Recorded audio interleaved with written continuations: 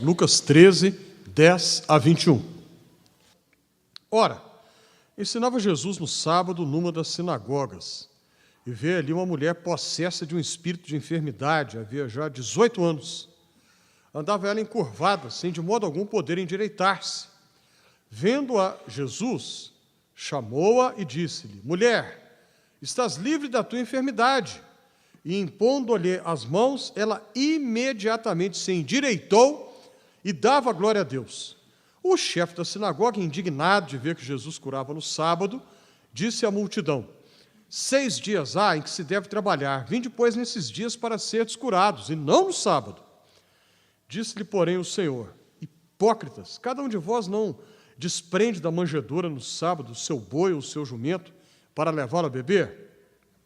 Por que motivo não se devia livrar desse cativeiro em dia de sábado esta filha de Abraão, a quem Satanás trazia presa 18 anos? Tendo ele dito essas palavras, todos os seus adversários se envergonharam. Entretanto, o povo se alegrava por todos os gloriosos feitos que Jesus realizava. E dizia: a quem é semelhante, a que é semelhante o reino de Deus?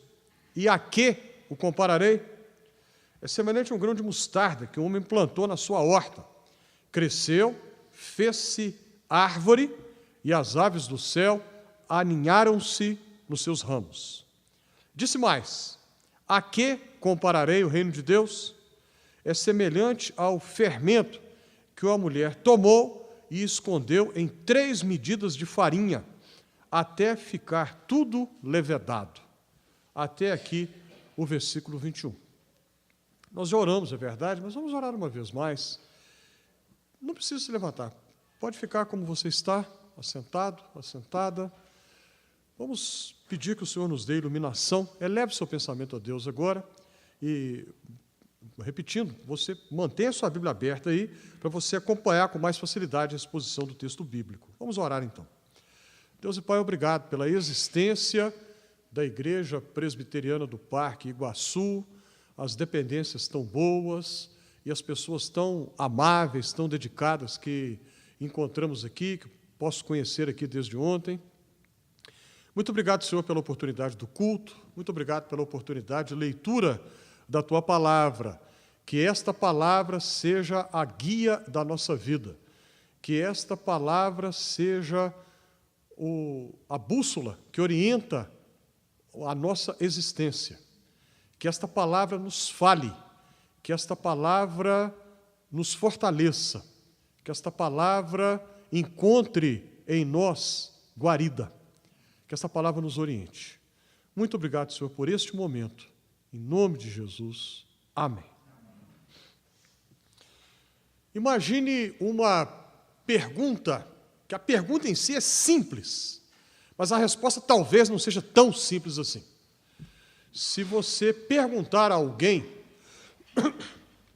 qual é o tema principal do ensino de Jesus, imagine que você sai por aí pela rua e vá fazer essa pergunta, uma entrevista na rua, quem passar por você, você para a pessoa e pergunta, na sua opinião, qual é o tema principal do ensino de Jesus. É muito provável que você escute algumas respostas do tipo assim: Jesus ensinou sobre paz e amor. Jesus ensinou sobre amor ao próximo. É muito provável que você escute uma resposta nesse sentido. Ou pode ser que você encontre uma resposta um pouquinho diferente e alguém pode dizer assim: Jesus, o tema principal do ensino dele, ele era um revolucionário, e ele queria abalar as estruturas da sociedade do seu tempo, então este é o tema principal do seu ensino. Estas respostas demonstram que, se alguém responder algo mais ou menos do jeito como eu estou imaginando, que é provável que as pessoas respondam por aí afora, isso vai revelar que elas não têm uma leitura da Bíblia muito atenta. Porque se tivesse uma leitura bíblica com um pouco mais de atenção, não diriam isso. Se a gente olha a Bíblia com um olhar um pouco mais atento, uma leitura com um pouco mais de calma, uma leitura não apressada, nós vamos descobrir que o tema principal do ensino de Jesus não é exatamente falar de paz e amor, muito embora ele tenha falado disso, claro. O tema principal do ensino de Jesus não foi exatamente algo para abalar as estruturas da sociedade. O tema principal do ensino de Jesus foi o reino de Deus. O reino de Deus. Tudo que Jesus falou e fez, todos os seus ensinamentos e todas as suas ações, de um modo ou de outro, tem a ver com o reino de Deus, aponta para o reino de Deus. Ele sempre ilustra o que é o reino de Deus com todas as suas atitudes e com todos os seus ditos, todos os seus ensinamentos. E essa passagem que nós lemos aqui, esse recorte, nós fizemos um recorte no texto de Lucas, né? Iniciando aí no 10 até o 21 do capítulo 13, nós vamos encontrar um ato de Jesus e 2 ditos. Guarde isso, muito fácil de guardar. Um ato, no caso, a cura de uma mulher enferma, e 2 ditos, no caso, 2 parábolas, bem breves, bem curtinhas, pequeninas. E neste ato e nos ditos de Jesus que nós temos aqui, nós encontramos o ensinamento dele a respeito do reino de Deus, como de resto em todo o restante dos evangelhos. E o que Jesus ensina sobre o reino de Deus aqui? Ele nos ensina sobre a presença do reino entre nós. A presença do reino de Deus entre nós. Em outras palavras, quais são os efeitos, quais são as consequências da presença do reino? Como é a presença do reino de Deus entre nós? É isso que eu gostaria que nós pudéssemos pensar um pouco nessa noite. E o texto nos dá algumas ideias nesse sentido. E a primeira ideia que eu entendo que o texto nos sugere é que a presença de Deus é libertadora. A presença do reino de Deus, melhor dizendo, a presença do reino de Deus é libertadora. Uma presença que liberta. Liberta, primeiramente, da ação do diabo. Liberta da ação do diabo. Nós encontramos esta sugestão do texto nos versículos de 10 a 17, que apresentam propriamente a cura de uma mulher enferma, uma mulher que é descrita como sendo encurvada, e o texto diz que ela só pode olhar para baixo, que ela está encurvada. E Jesus a restaura a sua coluna e permite que ela possa se equilibrar e andar ereta, andar normalmente, como todas as pessoas. Quando Jesus é criticado por causa disso, Jesus vai se defender, do versículo 15 até o 17, e nós vamos olhar com atenção o que Jesus diz na sua defesa. Ele diz no versículo 16 que aquela mulher era cativa e Satanás a mantinha presa há 18 anos. Para pensar nisso. Olha o que o texto nos apresenta. A mulher, coitada, andava assim, encurvada. Quem anda encurvado só olha para baixo, só vê os pés, não pode olhar para frente, não tem como ver o céu, não tem como ver o que está acima dela. Só pode olhar andando para baixo. Simbolicamente, sugestivamente, quando alguém está preso, a pessoa está presa pelo diabo, presa a um vício, presa a uma escravidão dessa natureza, a pessoa ela se torna menos do que um ser humano. O ser humano foi criado para andar ereto, para olhar para frente, poder olhar para cima. O ser humano não foi criado originalmente para andar olhando para baixo, para ver os seus próprios pés o tempo todo, para andar encurvado como se fosse um macaco, sem poder olhar para frente, sem poder olhar para cima. O pecado escraviza a pessoa. O vício, qualquer que seja, qualquer a natureza do vício, escraviza a pessoa, tira a liberdade, diminui, rouba a humanidade da pessoa, de maneira que ela vive como se fosse menos do que um ser humano. Quantas pessoas estão presas por aí, para usar a palavra que Jesus usa aqui no versículo 16, quantas pessoas estão vivendo nesse cativeiro, nessa prisão, escravidão que segura a pessoa e a torna escravizada a um vício, a um pecado, a pessoa muitas vezes escravizada ao seu próprio orgulho, escravizada a ela mesma, e ela vive, me permito repetir, como se fosse menos do que um ser humano. Este é o resultado da ação diabólica na vida de qualquer pessoa. Mas o texto diz que Jesus vem, que o reino de Deus e os atos de Jesus, lembra que eu falei agora há pouco? Os atos de Jesus demonstram a presença do reino de Deus entre nós. E quando o reino de Deus chega, a liberdade chega também. Quando o reino de Deus está presente, a liberdade que Deus dá se faz presente também.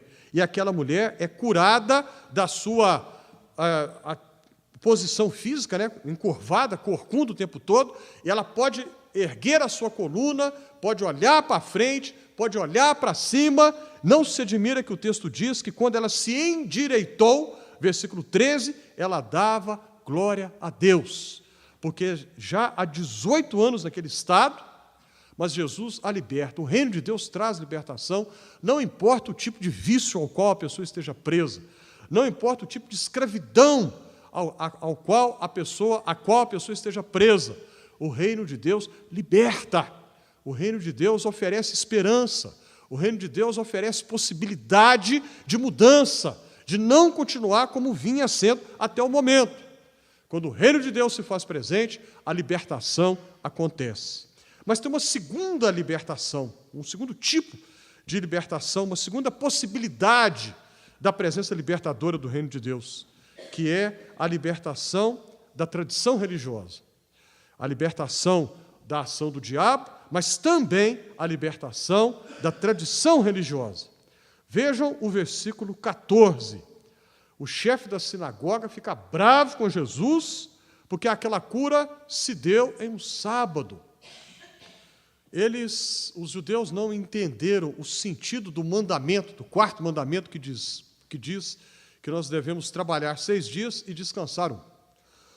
O mandamento diz apenas isso, um ciclo de trabalho e descanso. Trabalho e descanso. O escravo, de cada 7 dias, trabalha 7, não tem direito à folga. Quando o êxodo acontece, a libertação acontece, uma novidade é instaurada na vida do povo, e agora eles têm direito a uma folga na semana, podem parar e descansar. É só isso que o texto do quarto mandamento quer dizer. Mas o povo de Israel antigo não entendeu isso. E eles criaram uma legislação tão minuciosa, tão cheia de detalhes, para tentar entender o que pode ou não ser feito no dia de sábado. Isso aqui pode, isso aqui não. E os detalhes que eles criaram são absolutamente inacreditáveis para nós. Para nós podem soar até como se fosse uma anedota, mas eles levavam aquilo muito a sério. Do tipo assim, qual a distância que alguém pode andar no sábado para não cometer pecado? Qual é o peso que uma pessoa pode carregar no sábado para não cometer pecado? Aí eles diziam, até 1 quilômetro você pode andar. Se você andar 1 quilômetro e 1 metro, aí você já pecou. Aí diziam, você pode carregar 1 quilo no dia de sábado. Se for 1 quilo e 100 gramas, aí você está cometendo pecado. Bom, onde que a Bíblia fala que no sábado você carregar mais de 1 quilo é pecado? Ou andar mais de 1 quilômetro é pecado? Resposta, lugar nenhum. Não existe isso na Bíblia. Eles simplesmente não entenderam o sentido do mandamento, que é a possibilidade de descanso e depois recarregar as energias para voltar a trabalhar. Somente isso, mais nada. Não entenderam. E quando Jesus cura aquela mulher em um sábado, o chefe da sinagoga fica bravo. A versão aqui de Almeida diz que ele ficou indignado e chamou a atenção da multidão, diz isso, mas ele indiretamente está zangando com Jesus. Ou seja, é a tradição religiosa. A tradição religiosa pode servir de opressão também. A tradição religiosa pode ser tão opressora quanto qualquer pecado. A tradição religiosa cria leis, cria regras, cria mandamentos que não estão na Bíblia e coloca aquilo sobre as costas das pessoas e obriga as pessoas a viverem daquele jeito. São, como Jesus mesmo diz no Evangelho de Mateus, tradições inventadas pelos homens. Mateus capítulo 23, Jesus é muito severo na maneira como ele bate de frente, com o perdão dessa expressão tão popular que eu estou usando aqui, ele bate de frente com os líderes religiosos do seu tempo, porque eles criaram muitas tradições que não estão nas Escrituras, colocam esses pesos, fardos pesados nas costas das pessoas, e Jesus diz, depois não movem um dedo sequer para ajudar. Inventam uma série de coisas, ensinam aquilo em nome de Deus, quando na Bíblia não tem nada daquilo, e ameaçam as pessoas com maldições, caso não cumpram e não vivam do jeito que eles querem que as pessoas vivam. E é por isso que Jesus diz aqui no versículo 15, hipócritas, falsos, mentirosos vocês são. Que hipocrisia é essa? Que falsidade é essa? Essa mulher estava presa, estava vivendo como menos do que um ser humano, ela foi restaurada na sua saúde, Deus foi glorificado, e vocês estão achando ruim por causa disso? Olha o que Jesus diz, versículo 15. Vocês, no sábado, não vão tratar das criações de vocês, do boi, do jumento de vocês? Em outro texto, Jesus diz, se o filho de vocês não cair num poço no dia de sábado, vocês não vão tirá-lo de lá? Se o boi de vocês não cair num buraco no dia de sábado, vocês não vão tirá-lo, porque é sábado. O que vale mais? A vida humana ou a lei? E mais ainda, a lei que os homens inventam. O que vale mais? A vida humana ou uma tradição criada para oprimir as pessoas? Tradições religiosas, já disse isso aqui, mas eu faço questão de repetir, oprimem e prendem e escravizam tanto quanto qualquer vício, quanto qualquer pecado. Mas o reino de Deus veio para nos trazer a libertação da tradição religiosa. Nós não podemos permitir que qual costume religioso, qualquer que seja, se transforme em um peso opressor na vida das pessoas ou na nossa própria vida, roubando a paz e a alegria das pessoas, em nome de tradições que muitas vezes nós criamos. O reino de Deus é essa presença libertadora. Jesus veio trazer esse reino que liberta da escravidão que o diabo estabelece na vida das pessoas e que a tradição religiosa coloca na vida das pessoas muitas vezes também. Mas olha como é que o texto prossegue. O texto prossegue, eu já fiz uma referência rápida aqui, vamos voltar a isso. Na sequência, temos duas parábolas, ambas pequeninas, bem curtinhas. A primeira parábola, do grão de mostarda, vai nos mostrar que a presença do reino de Deus é acolhedora. Primeira, ela é libertadora, lembre-se disso. Segundo lugar, ela é acolhedora. Onde que a gente vê isso no texto? Jesus faz uma pergunta retórica e ele mesmo dá a resposta para a pergunta que ele formulou.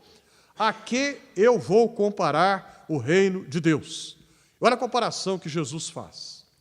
Versículo 19. É semelhante a um grão de mostarda que um homem plantou na sua horta. Cresceu, se fez árvore, e as aves do céu aninharam-se nos seus ramos. Olha só que interessante. O reino de Deus semelhante a um grão de mostarda. Essa mostarda do Oriente Médio, que é citada aqui no Evangelho, eu não sei aqui no estado do Paraná, mas no estado de Minas Gerais tem uma verdura de folha chamada mostarda, parece com a couve, mas o sabor é bem diferente. Eu não sei se aqui no Paraná tem essa... Eu já vi muita gente fazendo assim, então quer dizer que tem. Ok, a mostarda do Oriente Médio, citada nos Evangelhos, não é essa mesma mostarda nossa, que é essa verdura de folha, é bem diferente. Eu não sei se você alguma vez já teve oportunidade de ver, uma vez eu vi, o grão de mostarda citado aqui, que é a mostarda lá do Oriente Médio. Uma vez eu vi, parece, você coloca na palma da mão, é tão pequenino que cabem vários na palma da mão de uma pessoa. Parece uma pimenta do reino, né? Tão pequenininho que é. Mas aquele é plantado e vai se transformar, vai crescer, vai germinar, vai brotar e vai virar uma árvore E o texto diz, sugestivamente, as aves do céu se aninham nos seus ramos. A ideia é de acolhida. A ideia é de permitir que as aves, os passarinhos, eles vão parar ali naquela árvore e vão construir os seus ninhos, e o grão de mostarda vai acolhê-los. Agora já não é grão mais, né? Perdão, agora já virou uma árvore. O reino de Deus cresce, é plantado, cresce, vira uma árvore, e as aves do céu podem ali fazer os seus ninhos. Olha só que interessante, a ideia de acolhida, a ideia de recepção, a ideia, sugestivamente, como de alguém que está com a porta, um prédio que tem a porta aberta, e você pode chegar e entrar. A ideia de alguém que recebe você com os braços abertos para te dar um abraço, para te acolher. O reino de Deus recebe, o reino de Deus acolhe, o reino de Deus aceita, o reino de Deus é reino de abertura, não é reino de exclusão, não é reino de critérios de separação. Esse aqui pode, e aquele lá não pode não. Não, o reino de Deus não é assim. O reino de Deus acolhe a todos, assim como a árvore não vai escolher que tipo de passarinho vai fazer o seu ninho nos seus galhos. A árvore simplesmente permite, ela vai receber, os passarinhos vão chegar lá e vão construir os seus ninhos, e as fêmeas vão botar os seus ovos, os filhotinhos vão nascer, e assim vai. A árvore não tem condição de dizer, esse passarinho aqui pode pousar no meu galho, aquele que está vindo ali, não, eu não vou deixar aquele passarinho pousar aqui. A árvore não faz isso, o reino de Deus também não faz. O reino de Deus acolhe a todos, aceita a todos, abriga a todos, abraça a todos que vão até Ele. O critério, evidentemente, é que a pessoa se submeta a Cristo, que a pessoa se submeta a Jesus, que a pessoa aceite o convite de Jesus para segui-lo, que a pessoa se torne discípulo, discípula de Jesus. Esse é o critério. Mas não existe exclusão, não existe uma separação de dizer esse aqui pode, esse aqui não. Nas nossas igrejas, muitas vezes, nós fazemos assim, conscientemente ou não. Muitas vezes, nas igrejas, nós não aceitamos algumas pessoas, mas o reino de Deus acolhe. O reino de Deus aceita, o reino de Deus abraça. Considerando, contanto que a pessoa se submeta a Cristo e aceite o convite do discipulado para seguir a Jesus, o reino de Deus não vai excluir. E com isso, essa palavra de Jesus aqui, tão breve, essa parábola tão pequenina, se constitui num desafio muito sério para nós. A presença do reino de Deus é presença de acolhida, presença acolhedora. Pessoas, com qualquer que seja o tipo de problema que a pessoa tem na vida, não importa o tipo de problema, nós devemos ter disposição para acolhê-las, porque o reino de Deus as acolhe. E nós não podemos esperar que no nosso meio estejam apenas pessoas certinhas, que está tudo de acordo na vida delas e não tem problema nenhum. Seria muito melhor se fosse assim, né? Mas não é, a realidade não é essa. A realidade é que por aí afora, na sociedade, nós temos muitas pessoas cheias de problemas, cheias de confusão de todo tipo, cheias de contradições, de incoerências, mas pessoas que precisam, e procuram, e querem ser acolhidas pelo reino de Deus. E nós, como igreja, agência do reino no mundo, agência do reino da terra, nós não somos o reino de Deus. Nós somos instrumento, agência do reino. Mas o reino não, o reino é muito maior do que a igreja. Então, se o reino de Deus acolhe, nós, como igreja, agência do reino, devemos acolher também. E, finalmente, a terceira ideia que o texto nos sugere, a presença de Deus, a presença do reino de Deus, perdão, a presença do reino de Deus é vencedora. Presença vencedora. Recapitulando, libertadora em primeiro lugar, acolhedora em segundo, vencedora em terceiro. Os dois últimos versículos, o 20 e o 21. O início é idêntico ao início da parábola anterior. Jesus pergunta, a que compararei o reino de Deus? e ele mesmo dá a resposta. É semelhante ao fermento que a mulher tomou e escondeu em 3 medidas de farinha até ficar tudo levedado. Olha que coisa interessante. Olhando assim, parece que esse texto não diz muita coisa para a gente, não. Vamos tentar entender o que ele está dizendo. O texto reflete uma época em que não existia padaria, né? Hoje a gente quer pão em casa, vai à padaria e compra. Vai no supermercado e compra. Naquele tempo não existia padaria. Todas as donas de casa faziam o seu pão em casa. Quantas vezes Jesus viu sua mãe Maria fazendo pão em casa? Todas as donas de casa faziam, preparavam o pão. Portanto, Jesus fala de algo que a sua audiência lá na época conhecia muito bem. Todos conheciam muito bem esse processo da dona de casa fazer o seu pão no lar para a sua família. Todos sabiam que precisa da farinha de trigo, precisa do fermento e colocar para assar. Um processo absolutamente conhecido de todos aqueles que ouviram Jesus dizer isso. Jesus aqui utiliza deliberadamente um exagero, uma hipérbole, porque ele diz aqui 3 medidas de farinha. 3 medidas de farinha, eu ouso dizer aqui que é mais do que você está pensando que é.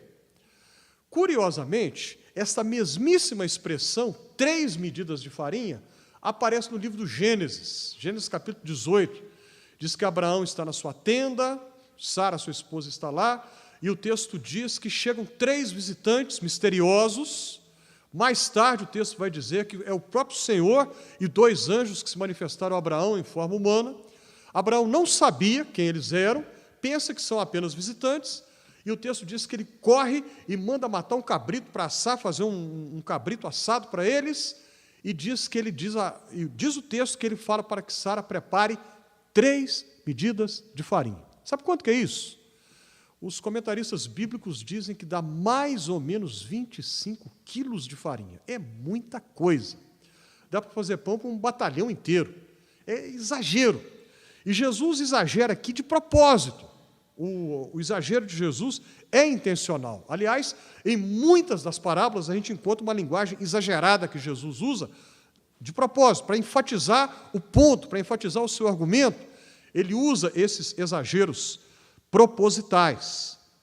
O que Jesus está querendo dizer é o seguinte: um pouco de fermento é capaz de influenciar uma quantidade grande da farinha de trigo. É preciso pouco fermento para influenciar uma quantidade grande. E o que isso tem a ver com o reino de Deus? Muito, tem tudo a ver. Essa ilustração que Jesus usa é absolutamente perfeita. Pare para pensar no mundo ao nosso redor. Quantos problemas há no mundo? Pare para pensar na igreja. A nossa tendência é de olhar, né, para a igreja e a gente pensa assim: mas tanto problema no mundo, o que a minha igreja pode fazer? Minha igreja é pequena, tem pouca gente, o orçamento não é muito grande. E das poucas pessoas que tem, nem todas são comprometidas, nem todas são interessadas. Tanta gente que só tem o nome, aparece lá uma vez ou outra, a gente não pode fazer nada. O que eu posso fazer? Eu não tenho condição, eu não tenho recurso, eu não tenho dinheiro, eu sou tão pequenino, sou tão limitado, tem tantos problemas tão graves no mundo, eu não tenho condição nenhuma de mudar nada. Por isso que a gente vê tanta maldade no mundo, por isso que a gente vê tanta corrupção de toda a natureza, tanta violência, tanta coisa errada acontecendo no mundo, tanta mentira, e nós somos impotentes diante de tanta coisa assim. Este nosso pensamento revela não apenas um pouquinho de uma falta de fé da nossa parte, mas revela também uma falta de compreensão do que é o reino de Deus.